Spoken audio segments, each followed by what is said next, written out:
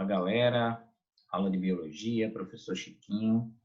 Bom, a aula de hoje a gente vai fazer uma revisão do assunto sobre interações ecológicas ou relações ecológicas, que foi o último assunto visto, e essa interação, essa revisão de aula, melhor dizendo, ela vai servir para que vocês façam os simulados na semana que vem, tá? Então, eu vou estar aqui dando uma revisada no conteúdo e, na sequência, fazendo algumas questões para que a gente aplique esse conteúdo, beleza? Então, vamos lá. Qual é o nosso assunto, né? Nosso assunto é interação em relação ecológica. Interação em relação ecológica são aquelas relações que os seres vivos realizam entre si, sejam relações positivas e relações negativas. Eu vou abrir aqui o material para ficar melhor para vocês acompanharem.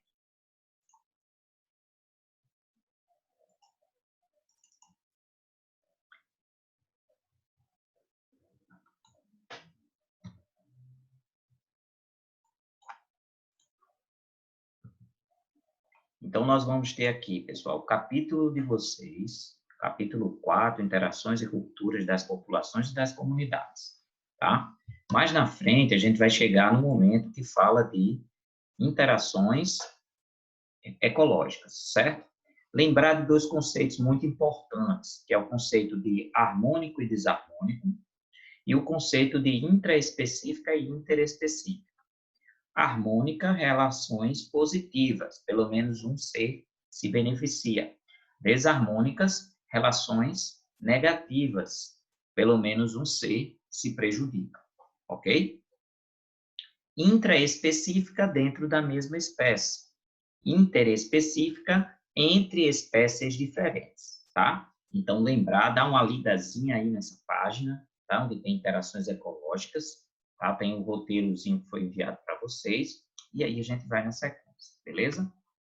Então, aqui, sempre lembrar desses conceitos, tá? Aqui a gente tem uma questão, vou minimizar aqui. Nós temos uma questão aqui já para a gente começar a falar. Fala sobre Fala quais são as castas sociais em que se dividem as abelhas de uma colmeia. Qual função desempenha cada uma delas na sociedade? Gente, seguinte, essa relação ecológica é a primeira relação ecológica que a gente estudou. Relação harmônica intraespecífica do tipo sociedade. Sociedade é a relação onde os seres vão desempenhar papéis dentro de um grupo, papéis dentro de um conjunto de seres de mesma espécie, uma população. Quando há uma definição muito bem feita de todos esses seres dentro desta sociedade, dentro deste grupo, falamos em sociedade, relação harmônica intraespecífica. Podemos citar abelhas, cupins e formigas. No caso da questão, está falando sobre as abelhas. Então, quais seriam? Rainha, zangão e operárias. Rainha, reprodução. Zangão, reprodução. Rainha, a fêmea reprodutiva, que recebe uma alimentação diferenciada para reproduzir. Zangão, um macho especial, que não é produzido reprodutivamente da mesma forma que as operárias, que tem única e exclusiva função de reprodução.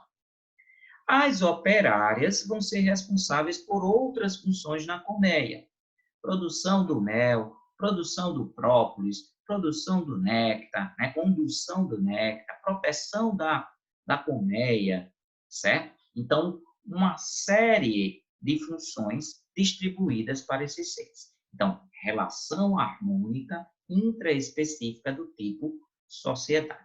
Gente, quais são as relações harmônicas intraespecíficas? Sociedade e colônia. Colônia, os seres estão muito associados, tá? De uma forma que eles não existem separados. Olha a diferença para a sociedade. Eu posso encontrar uma abelhazinha, eu posso encontrar uma formiguinha, mas na colônia eu não encontro um coral, eu não encontro só os tentáculos da caravela vivendo só. Então, aí eu tenho uma relação obrigatória. Então, comunidade, relação, quer dizer, colônia, relação obrigatória, sociedade, relação não obrigatória, que os seres podem ser separados. Ok? Ficou claro? Então, vamos seguir. Outra questãozinha, essa de marcar, tá? O que é que nós vamos ter aqui? Apesar de ser um comportamento aparentemente desvantajoso para os machos, o canibalismo sexual evoluiu nessas taxons animais. Por quê? Vamos lá. Falamos na nossa aula ao vivo, que muita gente não participou, que canibalismo pode ser uma relação ecológica, mas também pode ser um comportamento reprodutivo e ecológico. Eu, professor de biologia, prefiro usar o termo comportamento. A questão, ela traz, falando um pouquinho de comportamento. Então, quer dizer que estamos aí combinando nas nossas opiniões. Mas a questão, ela pergunta por que o canibalismo relacionado à reprodução evolui dentro dos seres, certo? Vamos lá. Eu falei também que os leões, os ursos polares, matam filhotes e comem filhotes da sua mesma espécie. Esse fenômeno chama-se canibalismo. É uma relação ecológica, é um comportamento reprodutivo. Por quê?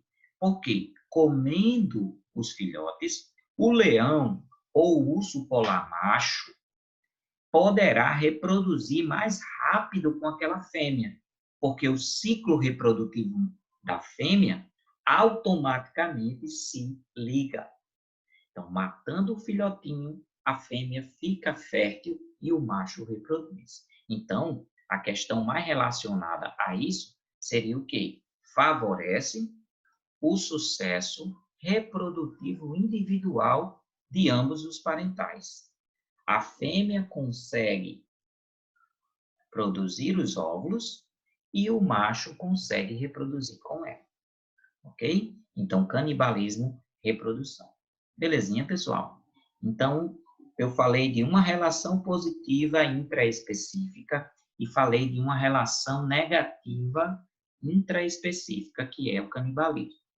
Relação negativa interespecífica, predatismo, parasitismo, certo? Lembre, relação harmônica interespecífica, mutualismo, protocooperação, comensalismo, ok? Leiam tudo isso para fazer um bom simulado, ok? Vamos outra questãozinha.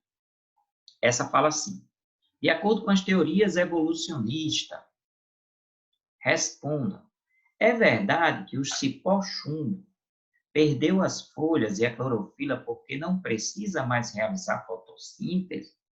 Gente, o que é que eu falei de fotossíntese? O que é que eu falei de evolução? Nada. Mas eu falei de hemiparasitismo, parasitismo completo. Cipó-chumbo é um parasita vegetal, é uma planta que cresce sobre outra, introduz suas raízes, certo? E começa a sugar a seiva elaborada. Na aula ao vivo, eu falei o que era seiva bruta, falei o que era seiva elaborada, certo? Então, no momento em que esse cipó-chumbo introduz sua raiz e suga a seiva bruta, ele está se alimentando. Para que o cipó-chumbo quer folha? Para nada. Ele não faz fotossíntese, certo? Para que o cipó-chumbo quer clorofila? Para nada. Não faz fotossíntese. Mas ele perdeu porque ele não faz? Não. Isso são mutações. Ele perdeu por acaso, mas o fato dele perder não prejudicou a sua vida, porque ele não precisava. Lembrem lá do início do assunto que a gente está trabalhando de forma digital, que eu não vou cobrar no simulado, mas a gente falou da zona abissal, onde tem peixes que são cegos. Mas o peixe ficou cego porque ele não usa o olho? Não. O peixe ficou cego por acaso. Mas como ele vive numa região onde os olhos não servem para nada, ele não ligou, não morreu porque ficou cego. Imagine aí um macaco cego, ia morrer. O primeiro pulo que ele desse, ia passar direto do galho, traumatismo craniano, morria na hora, certo? Então, não é a mesma coisa de um peixe abissal.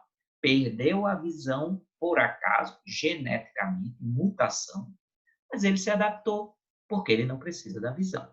Mesma coisa o cipó-chumbo. Perdeu folha, perdeu clorofila, mas não deixou de sobreviver, porque ele rouba a, a seiva elaborada da outra planta.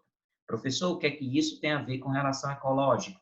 Relação ecológica negativa interespecífica, parasitismo, quando um ser rouba substâncias nutritivas de um outro. É como se o cipó-chumbo fosse um piolho ou um carrapato do vegetal. Belezinha? Ok? Então, falamos aqui de várias relações. Na sequência, eu vou passar uma atividade para vocês darem uma reforçada, peguem o material, leiam, certo? Preparem-se, estudem. Eu vou botar aqui um spoiler, duas questõezinhas bem legais para vocês fazerem.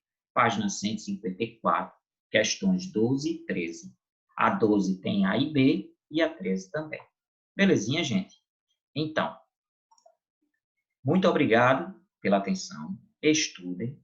Quem está fazendo todas as atividades está de parabéns, tá? Eu quero desejar um bom recesso. Fiquem em casa, rezem e que Deus nos proteja para que possamos voltar o mais rápido possível, ok? Então, beijo do tio e até a próxima.